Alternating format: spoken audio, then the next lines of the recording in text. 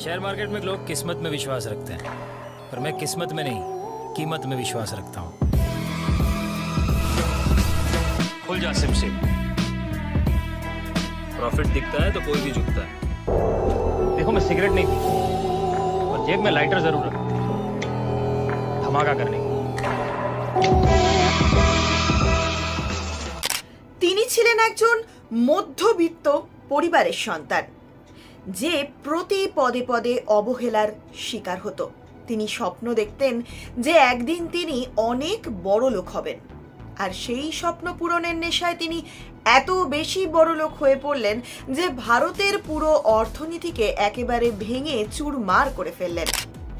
15 থেকে 20টির মতন গাড়ি ছিল তার, যার মধ্যে কয়েকটি তো অন্যান্য দেশ থেকে আমদানিও করা হয়েছিল। যেমন ধরুন লেক্সাস LS 400, হিন্দুস্তান মোটরস কন্টেসা এবং মার্সিডিজ, আরো অনেক। তিনি একমাত্র ব্যক্তি যিনি কিনা তখনকার লেক্সাস 400 গাড়িটির মালিক ছিলেন। জানলে আরো অবাক হবেন। হ্যাঁ, অবাক করার মতন তথ্য এই যে তার ব্যাংক অ্যাকাউন্টে প্রায় 3542 কোটি টাকা ছিল এবং একাধিক বিলাসবহুল বাড়িও ছিল। সেটা ছিল আবার 90-এর দশকে। সাধারণ মধ্যবিত্ত থেকে উঠে আসা স্টক মার্কেটের কিং, বিগ বুল বলা হতো তাকে। আমি বলতে চাইছি হর্ষদ মেহতার কথা। নমস্কার, আমি অনন্যা। আজ বলবো ভারতের ইতিহাসে সবচেয়ে বড় আর্থিক এবং শেয়ার বাজার স্ক্যামারকে নিয়ে, যা তার মৃত্যুর 2 দশক পরেও তার নাম চর্চায় এনেছে।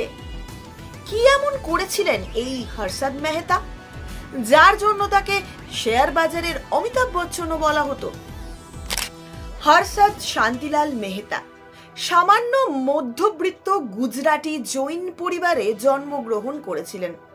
তার বাবা একটি ছোট্ট টেক্সটাইল কোম্পানি চালাতেন।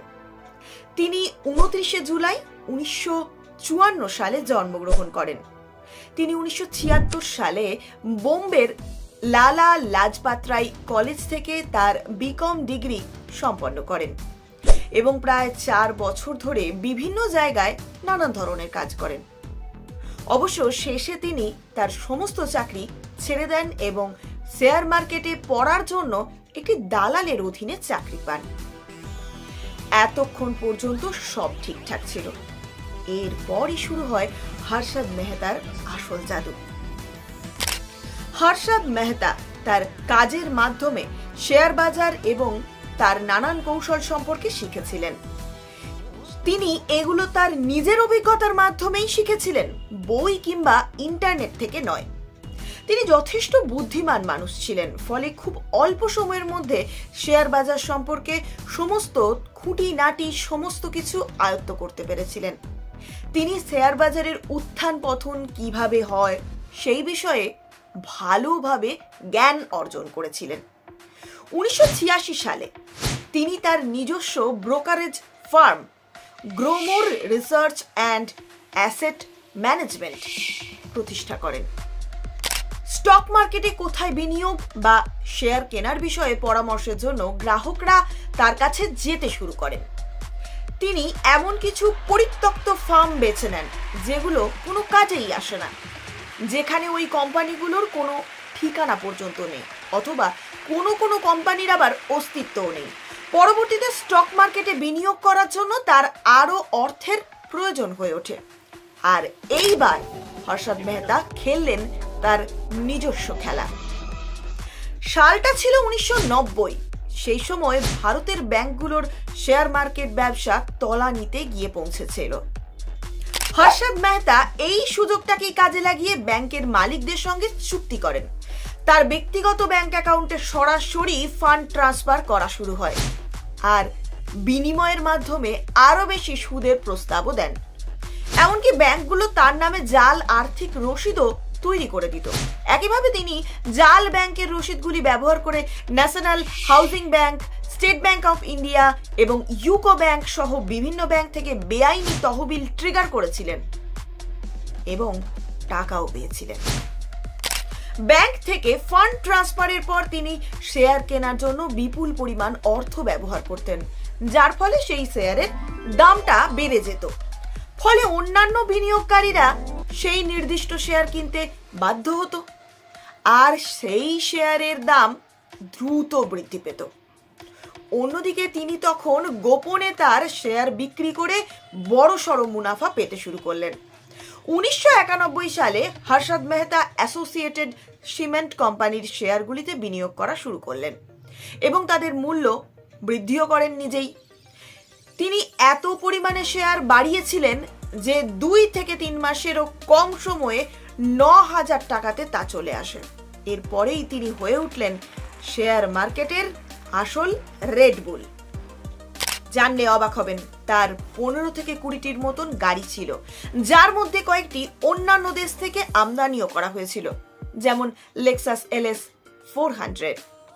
তিনি একমাত্র ব্যক্তি যিনি কিনা তখনকার দিনে এই রকম গাড়ির মালিক। আরো অবাক করার মতন তথ্য হলো তার ব্যাংক অ্যাকাউন্টে ছিল প্রায় 3,542 কোটি টাকা এবং একাধিক বিলাসবহুল বাড়ি ছিল তার। হর্ষদ মেহতা 1990 সালে 26 কোটি টাকা এবং 1992 সালে 24 কোটি টাকা সর্বোচ্চ আয়কর প্রদান করেছিলেন। তার কেলেঙ্কারি লাইমলাইটে আসার কয়েক সপ্তাহ আগে। এটা ছিল ধীরুভাই আম্বানির থেকেও বড়। তিনি বেঁচে থাকলে মুকেশ আম্বানির চেয়েও ধনী হতেন বলে অনেকেই বলেন। অনেক লোক হর্ষদের বিলাসবহুল জীবনযাত্রার বিষয়ে সন্দেহ প্রকাশ করেছিল, কিন্তু সাংবাদিক সুচেতা দালালি প্রথম পদক্ষেপ নেওয়ার সিদ্ধান্ত নিয়েছিলেন এবং হর্ষদ মেহতার রাতারাতি এই ধনী হওয়ার কারণ তিনি খুঁজে বার করেছিলেন। অবশেষে 23 এপ্রিল 1992 সালে টাইমস অফ ইন্ডিয়ার আর্টিকেল প্রকাশ হওয়ার মাধ্যমে হর্ষদ মেহতার কেলেঙ্কারির অবসান ঘটে। সুচেতা দালাল শেয়ারের দাম নিয়ন্ত্রণের জন্য মেহতার প্রতারণামূলক কৌশলগুলি বেশ স্পষ্টভাবে উল্লেখ করেছিলেন তার আর্টিকেলে। পরবর্তীতে Harshad Mehta State Bank of India রুপিতে স্ক্যাম করেছেন। প্রায় 5 বিলিয়নের একটি SGL রসিদ তৈরি করেছিলেন, যা সুচেতা দালাল তার পত্রিকায় লিখেছিলেন।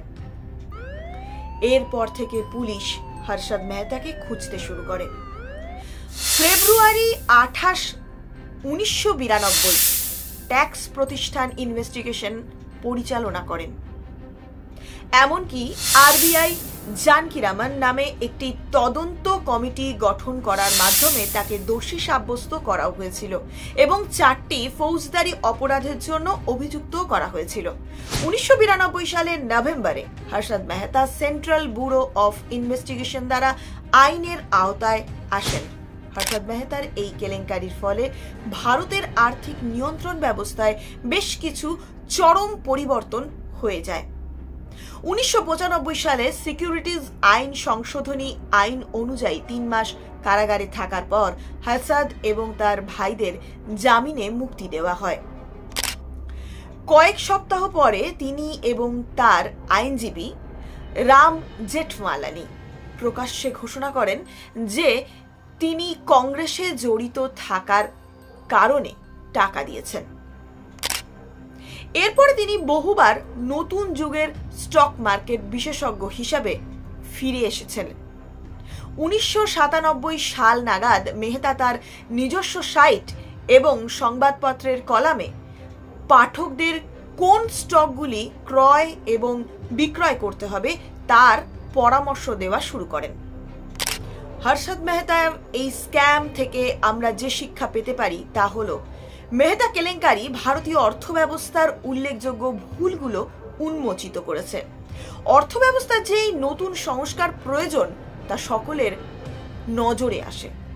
পরবর্তীকালে 1992 সালে স্টক মার্কেটে স্বচ্ছতা বৃদ্ধির জন্য securities and exchange board of India অর্থাৎ সেবি প্রতিষ্ঠিত করা হয়। হর্ষদ মেহতার এই কেলেঙ্কারিটি স্টক মার্কেটের কারসাজি শনাক্ত এবং তা প্রতিরোধ করার জন্য একটা শক্তিশালী নজরদারি ব্যবস্থার প্রয়োজনীয়তা তুলে ধরেছিল। শেয়ার মার্কেট নিয়ে কাজ করার আগে অবশ্যই গবেষণা, পরিচালনা এবং বিনিয়োগ করার সময় সতর্ক থাকার ওপরও জোর দিয়েছে।